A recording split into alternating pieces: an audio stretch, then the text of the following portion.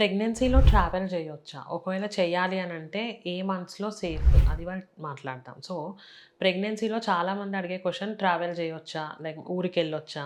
And ఒకవేళ travel చేస్తే ఎలా ఎళ్ళాలి? బస్సా? కారా? లేదా ట్రైనా? ఫ్లైటా? అని. సో, యూజువల్‌గా ఫస్ట్ ట్రైమిస్టర్‌లో ప్రెగ్నెన్సీలో ట్రావెలింగ్ అనేది కాంట్రా ఇండికేటెడ్ అనమాట.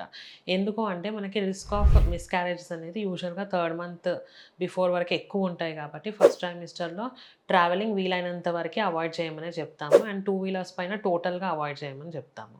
And second once first trimester cross అయ్యింది అంటే గనక ఎటువంటి కాంప్లికేషన్స్ లేవు ప్రెగ్నెన్సీలో అంటే లైక్ ప్లాసెంటా పొజిషన్ గానీ, మదర్‌కి ఏమన్నా కాంప్లికేషన్స్ లైక్ బీపీ ఏమన్నా ఉందా?